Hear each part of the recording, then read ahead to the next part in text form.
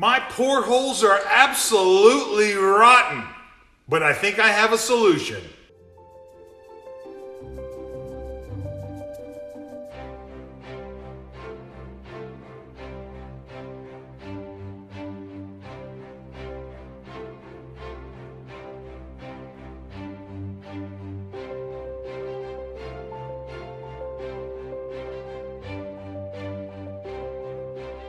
Last episode, we were discussing how I started my trawler restoration. The first thing I did was to begin to remove the headliner, which covered the entire boat, from the forward cabin all the way to the aft. But once the headliner was removed, it became really obvious that there was a much bigger problem going on behind the vinyl covering. The walls of the forward cabin and the aft cabin were rotten. Water had leaked in from the portholes and saturated the plywood coring. This was going to be a really difficult and time-consuming repair. Well, we're starting our second year working on the boat, and it's been a long winter time. I've been working on the wood and a variety of indoor projects, and it's time to start working on the portholes. This is uncovered plywood here that they only glassed halfway up. So we've got to totally sheet this in fiberglass and replace some of the coring here. And we'll mix up some epoxy paste, and we'll kind of get it in there and seal these edges all around here so that we can get a good finish on all of the portholes. You can see the gap here for the rotted. You can see the damage here. This is what happens if it's not watertight and when you use plywood on a porthole there. Nasty. This is a job for the right tools. I like to use a nice, wide, sharp carpenter's chisel. And I also like to use an oscillating multi-tool. I call it the chopper. This is not a job for your old handy screwdriver. I promise you, if you use a screwdriver, you're going to punch a hole through your cabin top. Ask me how I know. Spent the day today dealing with rotted coring in the forward cabin around the portholes, because the portholes weren't sealed properly, and because they weren't fully fiberglass from the factory. Water eventually got into the core, which is plywood, and it rotted over the years. So it's a structural issue, not to mention you can't get a good seal on the windows now because the whole thing flexes because everything's delaminated. So what I've done is gone into the window here and taken it down to the bare fiberglass skin. You can see the coring here. It's not pretty. And what I'll do is I'll put in some new 1/4-inch plywood, glass that in, then glass over the outside here, and eventually we'll be back to solid bulkhead here around the portholes. It's just a mess. This is an example of what happens when a factory doesn't fiberglass everything interior. In the case of the Albins, this is a common problem. They only fiberglass this far. You can see where the fiberglass ends. And so water leaks in from the portholes because they're screwed in, not through bolted. And this is the result. You get a rotted core, and it's got to be taken out and replaced with new coring and new fiberglass. Big job, but I feel confident when we're done, we'll have the forward cabin back the way it should be, nice and solid. You have to keep removing material until you get down to the dry, clean fiberglass substrate. In some cases, this may be the fiberglass exterior skin that's on the outside of the cabin, but all the coring has to go. You can't leave anything that's rotted or contaminated or falling apart or crumbly. It's all got to be nice and firm and dry. This stuff is going to be good.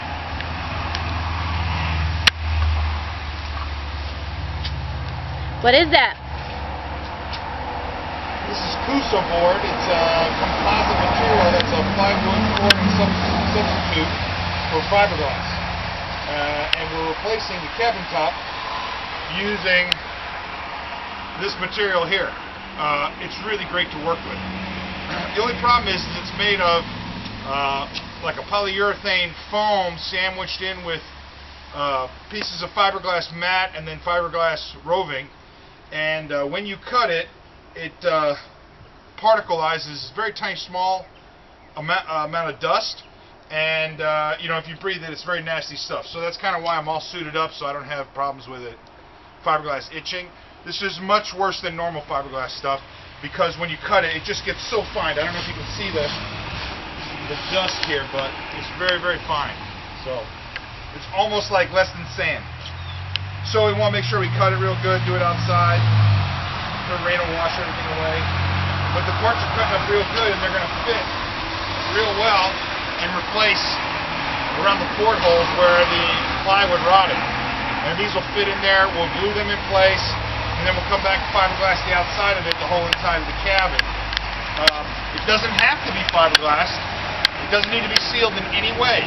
You don't have to seal the edges, and you don't have to put a hot coat on it before you put fiberglass on it. It's totally waterproof, mold resistant the way it is. You could use it bare if you wanted to, but we'll put fiberglass on it just to make the interior nice and clean before we put in the liner. I'm cutting out the portholes now.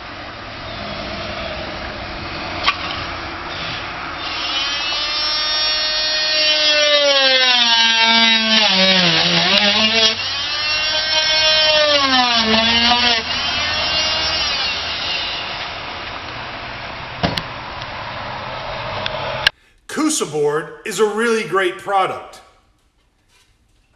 It looks like this.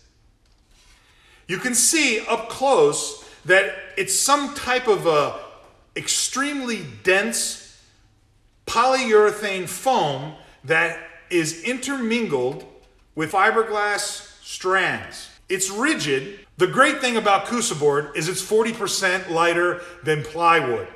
It's waterproof, it's rot-proof, it's bug-proof. It's some amazing stuff. And frankly, it's the new way to build boats. I use Kusa Board anywhere that you would normally use a marine plywood. In my area, and in many areas of the United States, marine plywood is just not that cheap. And when you compare the cost of marine plywood versus a synthetic material like Kusa Board, it's close and it's competitive. It can be difficult to find. This material used to be called Penske board, and it has some other industry names. If you check with your local plastic supplier, they'll be able to get this material or a close substitute. Once you get down to a good clean surface, now it's time to make a pattern and start cutting out pieces of Kusa board to put back into the cabin top. They don't all have to fit in one solid piece. You can put it in jigsaw-like. You glue them to the walls using epoxy resin, thickened with a fiberglass hardener. You mix it up so it's a nice, thick peanut butter consistency. You slather it on both pieces and you kind of stick it together. And then I use duct tape to hold everything in place.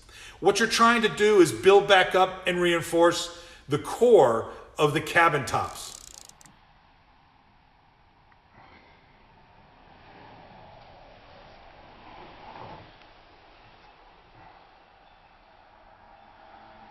Once you fit all the Kusa board pieces in place, you're going to go back and fill any gaps with epoxy resin.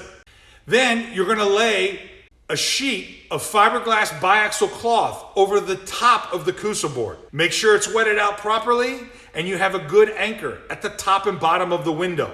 There'll be some finishing at the end. You might need to fill in the weave or smooth out the texture of the fiberglass fabric. But don't worry, once you have a nice smooth surface, or at least one that you can attach headliner or carpet or even paint to, you'll be in good shape.